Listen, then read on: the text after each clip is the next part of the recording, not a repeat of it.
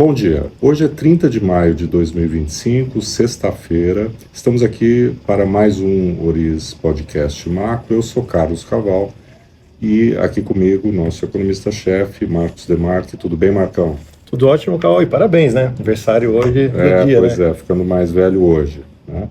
Agora, na semana passada nós acabamos fazendo, né, uma live dedicada então ao aumento do IOF, que tinha sido na quinta-feira da semana passada, né, todas as implicações. Essa semana a gente volta aí a focar nos indicadores econômicos da semana e tentando no final, né, olhar do ponto de vista também daquilo que ajuda ou atrapalha aí o trabalho do Banco Central na convergência da inflação à meta, né? Então, antes de falar do PIB, que é o principal indicador aqui da semana, divulgado agora há pouco de manhã, vamos voltar só para a divulgação do IPCA 15, né, referente ao mês de maio, né, e depois voltamos aí a falar de PIB e até de outros indicadores aí ao longo da semana. Então, vamos lá. Em primeiro lugar, o que o IPCA 15 mostrou na divulgação da terça-feira? Vamos lá, Caval. Então, o IPCA 15 aí já referente a maio, né, foi divulgado na terça, acabou sendo um número mais benigno do que esperado, e acho que isso vai ter implicações um pouco na nossa conversa aqui ao longo desse bate-papo. Foi 0,36% a variação na comparação com o dado de abril. O mercado esperava ali 0,44, né, então foi um pouco abaixo do esperado, mas o que tem de importante é que as métricas subjacentes, né, as medidas alternativas de inflação também foram mais benignas do que o esperado, né, a partir de, por exemplo, a média dos núcleos, né, que é bastante acompanhada, foi 0,40 de variação mensal, o mercado esperava 0,47, a partir de serviços subjacentes, 0,45, o mercado estava mais perto de 0,60, bens industriais também mais baixo, alimentação também mais baixo, né, era esperado uma variação de 0,60, veio 0,30, então no final das contas o número ficou marcado aí por uma inflação generalizadamente mais amena do que o esperado, né? E acho que isso vai ter implicações aí na nossa conclusão nessa conversa de hoje, mas de qualquer forma, Caval, ainda que mais benigno que o esperado, quando a gente olha as métricas em 12 meses, quase todas elas subindo, né? Ou seja, ainda continuamos a ver aí a gente trocando inflações mensais menores do ano passado por inflações maiores esse ano, né? Então em 12 meses a inflação segue subindo, né? E todas essas métricas aqui que eu acabei de citar, que a maior parte delas, na verdade, ainda rodando acima da meta, algumas delas até acima do teto, né, da banda de tolerância, né? Isso continua sendo verdade. E nesse contexto, se a gente tem, né, como a gente tem visto no Focus, um certo alívio, né, do ponto de vista do impacto da variação cambial, né, na inflação projetada, né, quer dizer, nós temos visto aí ao longo das últimas semanas, né, as projeções para o dólar real no final do ano recuarem ligeiramente, o que, óbvio, contribui, né, do ponto de vista aí, desinflacionário, assim como o comportamento das commodities, petróleo e tudo mais, né? Mas é aí que entra em cena a questão do nível de atividade econômica, né? Já há algum tempo temos falado aqui de uma polêmica no mercado, enfim, uma discussão, né? Se a realidade da economia estaria mais refletida no quarto trimestre de 2024, que foi bastante fraco, né? Ou nos dados hoje divulgados de manhã do primeiro trimestre, que prometiam ser fortes, não só pela contribuição da safra agrícola, né? E aí entra em cena, inclusive, o próprio segundo trimestre, que é aquele que já está em curso, e já temos aí alguns indicadores a esse respeito. Sim, né? sim. E Marcos, você tem chamado sempre a atenção, né, do Banco Central ter dito na sua última reunião de política monetária que via sinais incipientes de desaceleração, né, da atividade econômica, né, ajudando, né, inclusive na, vamos dizer, sinalização dele de de um possível fim do ciclo, Sim, né? sim. Então, como que, dentro desse contexto aí, a gente pode olhar os dados divulgados hoje, então, pelo IBGE sobre o PIB do primeiro tri? Vamos em parte aqui, porque tem bastante coisa para ser digerida aqui de informação, né? Começando pelo PIB, de fato, se a gente olhar ali, a divulgação hoje não diferiu muito do que era esperado, né? O mercado esperava uma variação trimestral aí de 1,5% na comparação com o quarto tri, veio 1,4%, então um desvio de 0,1%, então bastante alinhado com as expectativas, né? Lembrando que no quarto tri a variação tinha sido de 0,1%, né? Isso que você acabou de falar, né? Um crescimento bastante baixo, mas e também, né, quando a gente olha um pouco as aberturas aqui do PIB, também não trouxeram grandes surpresas, né? Acho que tem que mais uma questão de contextualizar os números de hoje. Por exemplo, o agronegócio, a agropecuária, pelo lado da oferta, teve um avanço de 12,2% na comparação com o quarto tri, bastante alinhado com as expectativas, refletindo a safra, que a gente já sabia que seria boa, né, está em andamento, então nenhuma surpresa aqui.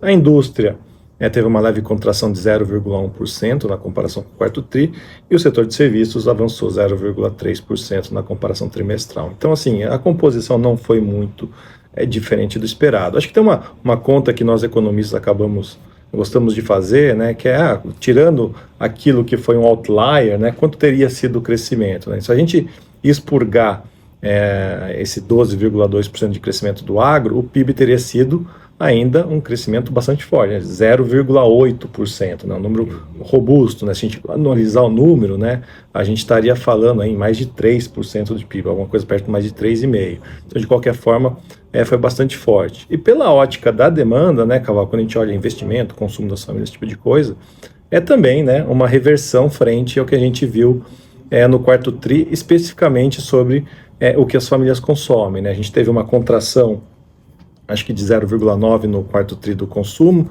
e agora foi uma expansão de 1%. O investimento continua crescendo, acelerou aí para 3,1% o crescimento nesse primeiro tri. O consumo do governo ficou com uma alta pequena, de 0,1%, e uma outra parte interessante, né, que faz parte, inclusive, de um aspecto que a gente vem ressaltando nas últimas conversas nossas aqui, é que esse crescimento da demanda doméstica, né, acaba vazando, né, para o exterior, né? As importações cresceram 5,9% na comparação com o quarto trimestre. Então, o consumo das famílias forte, investimento forte, acaba também gerando... Inclusive superando as exportações, né? Isso. Que estão sendo beneficiadas exatamente pela safra, não só agora, como nos próximos meses, mas de qualquer forma, né? Sim. A gente tem essa contração do PIB vinda do setor externo por conta das importações. Ou seja, se a gente olhar em termos de contribuição, né, líquida do setor externo para o PIB, né, lembrando que importação crescendo subtrai PIB, a gente teve uma subtração, uma diminuição do PIB por conta do setor externo de 0,6 ponto percentual. Então, o setor externo mais pujante pelo lado da importação subtrai PIB a essa altura do campeonato, né, Caval? Uhum.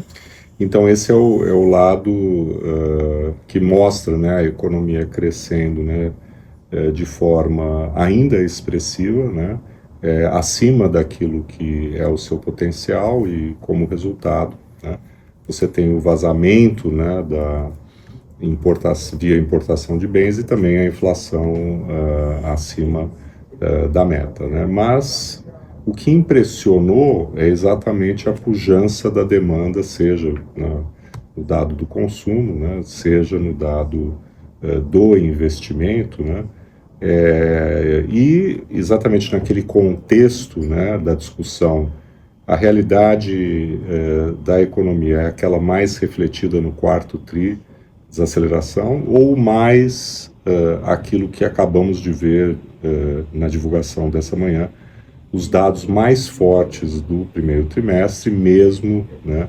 desconsiderada essa contribuição excepcional, né, do aumento da safra agrícola, né? Então, isso mostra toda a dificuldade para a desinflação da economia, na medida em que o primeiro trimestre sugere, né, que talvez o quarto trimestre mais fraco, né, tenha sido um ponto fora da curva ou, né, algo que aconteceu por questões estatísticas, de dias úteis, de sazonalizações, enfim, aspectos mais técnicos, né, da mensuração do PIB. Eu acho que alguns comentários adicionais a respeito disso que você está colocando, Cavalo, é o seguinte, né? A gente teve uma virada de ano com indicadores mensais mais fracos. Ali novembro, dezembro, janeiro, alguma coisa ali, entrando em fevereiro, mas a gente teve uma reaceleração de indicadores importantes ao longo do primeiro trimestre, né, pegando mais o final do primeiro tri. Por que isso é relevante? É aquilo que nós, da economia, chamamos de carry-over, né? Você acaba tendo um carregamento estatístico, né, um carregamento positivo para o trimestre seguinte, né, dessa reaceleração. Então, tudo nos leva a crer, inclusive já por alguns dados do mercado de trabalho que a gente vai comentar a seguir, que essa reaceleração da atividade na passagem do primeiro para o segundo trimestre, que a gente ainda está engatinhando ainda, de fato, né, confirma um pouco esse viés de que o quarto trimestre foi um ponto fora da curva e não necessariamente refletia exatamente a força da economia doméstica. Isso que é importante, porque eu até anotei aqui, né, o Banco Central no comunicado, na ata, falava: observa-se uma incipiente moderação no crescimento. Me parece que é uma moderação bem moderada, né, Cavalo? Exato, esse acho que é o grande ponto, né, inclusive após a divulgação nós tínhamos aí inclusive uma reação na curva de juros, né, de elevação dos vértices, né, por conta do fato de que o dado do PIB em si foi até ligeiramente abaixo do esperado, mas mostrou uma composição, né, onde se destaca aí a alta do consumo das famílias, né. Agora, isso já vamos dizer, né, em boa medida, o olhar do retrovisor, né. Nós estamos já no final, né, último dia útil de maio, né, entrando na semana que vem no final do segundo trimestre, né? E acho que é importante colocar a reflexão com relação ao segundo trimestre, né? De um lado a gente tem, né, aquilo que já sabemos, a política monetária apertada, juros elevados e inclusive, né, um fator adicional que é o encarecimento das operações de crédito trazida, né, pela decisão da semana passada de elevação de alíquotas de IOF, né? De outro lado, né, a gente tem um vetor muito forte, né, que é dado pelo mercado de trabalho e pelo cardápio de estímulos, né, que o governo tem introduzido no crédito, também na sinalização da própria política fiscal. Acho que é importante fazer esse balanço aí do que pode estar acontecendo no segundo tri. Eu destacaria, Cavalo, que também você lendo com um pouco mais de atenção ali a ata do Copom da última reunião, né? Uma das passagens ali, o Banco Central colocava ali um pouco a crença de desaceleração da economia em cima das sondagens, né, dos indicadores de confiança que mostraram alguma desaceleração de fato na virada do ano, no começo desse ano, mas que nas divulgações dessa semana, que já compreende os meses mais recentes, mostraram até uma melhora dos indicadores de sondagem, né? Mas aquilo que a gente sabe, né, indicador de confiança não é um bom parâmetro para se mensurar nível de atividade real. Indo para a atividade real, a gente teve duas peças de informações bastante relevantes essa semana, né, sobre o mercado de trabalho já referente a abril, né? Então a gente teve o CAGED, né, que são aqueles dados do mercado formal de mercado de trabalho, né, que foi uma divulgação bastante forte, né? Foram 258 mil vagas líquidas sendo criadas no mês de abril, o mercado esperava 170 mil, né? Portanto, estamos falando de quase 90 mil vagas acima do esperado. Quando a gente faz o ajuste sazonal, a gente está falando de 170 mil vagas. E olhando para uma média móvel, né, que talvez tira um pouco dos ruídos, aí a gente está falando de 200 mil vagas com carteira assinadas na média dos últimos meses, né? Então um ritmo muito forte. Quando a gente olha a PNAD, que aí traz os dados de ocupação, desemprego, também uma divulgação bastante forte para o mês de abril, né? A gente está falando de uma taxa de desemprego com ajuste sazonal, passando ali de 6,3% para 6,2%, o menor nível da série histórica. né? Então o desemprego continua caindo. E um ponto que você tinha chamado a atenção numa conversa que a gente teve ontem, né, Caval, é uma aceleração, uma taxa de desemprego que cai, mas também com o aumento da oferta de trabalhadores. Então a gente tem a entrada de trabalhadores buscando vagas, né, mas a demanda ainda superando a oferta, o que faz com que a taxa caia, né? E eu chamaria atenção, Caval, para também, quando a gente olha o número, né, de novos ocupados, né, pessoas que conseguiram ocupação formal ou informal no mês de abril, aí chegando perto de 400 mil trabalhadores novos, né, também num ritmo de média móvel de 3 meses, perto aí de 300 mil. Número que a gente tinha visto anteriormente lá em outubro. Ou seja, a gente voltou a ter uma reaceleração das contratações, do nível de ocupação, que parece bastante generalizada.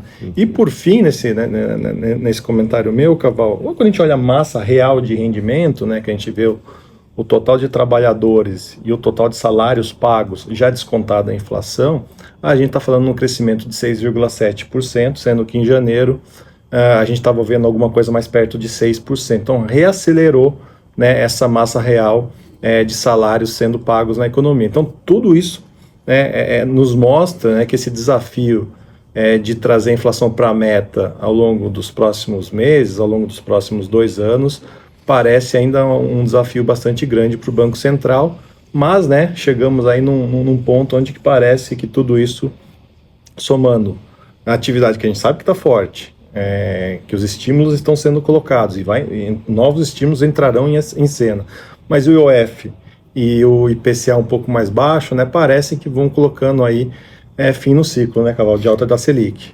Acho que essa foi a leitura de muitos, né, já inclusive na divulgação do IOF, né, do aumento do IOF, pelo fato de que o grande impacto do IOF, né, no mercado de crédito, né, a sua base de arrecadação maior, né, e o encarecimento decorrente da decisão do governo, né. O IPCA, acho que, né, dá um contexto de alívio adicional a esse respeito, né, mas, por outro lado, né, faltou combinar com a economia, né, porque o nível de atividade econômica ele não está sugerindo, talvez, a desaceleração esperada por muitos aí ao longo do final do ano passado e mesmo nos meses iniciais desse ano, né, e já estamos falando aqui do segundo trimestre, né, os indicadores do mercado de trabalho, aí, como o Marcos falou, muito fortes, né. Então, o trabalho do Banco Central está sendo dificultado pelo fato de que a economia não está mostrando uma desaceleração suficientemente forte para garantir a convergência da inflação à meta.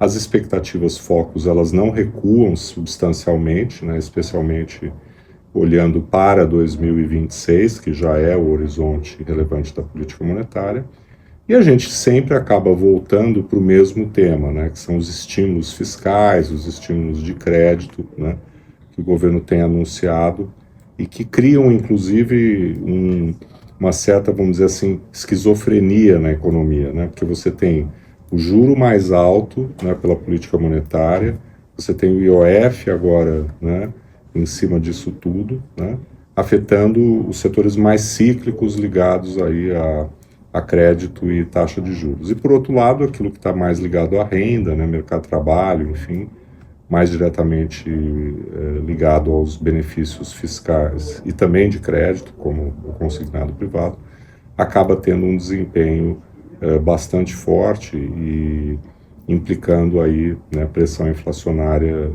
na cesta de consumo, que é o que, né, o IPCA mede, né? Então, permanece aqui um quadro aí bastante desafiador, né, do ponto de vista da política monetária, e vamos aguardar então os próximos indicadores do setor real da economia, né, para entender, né, qual é o horizonte mediante o qual vai haver convergência de inflação à meta, né, o que para nós, né, mostra que a dificuldade de redução da Selic em 2025 continua sendo muito grande, em que pese, né, o alívio aí do câmbio, das commodities, enfim, que é um outro ponto que o Banco Central tem destacado na sua comunicação. Sim, acho que agora entender um pouco como é que o Banco Central vai digerir todas essas informações, mas obviamente lendo nas entrelinhas ali da última reunião do Copom, de algumas entrevistas do presidente, dos diretores do BC, fica aí na nossa cabeça uma ideia que de fato o nível de restrição monetária já chegou no nível em que traria a inflação para baixo em um horizonte relevante, ainda mais com essa adição do IOF que tende a restringir o crédito ao longo dos próximos meses. Bom, ficamos por aqui, agradecemos aí a presença, a participação de todos e todas, um bom fim de semana e até o nosso próximo podcast na semana que vem. Um bom dia a todos.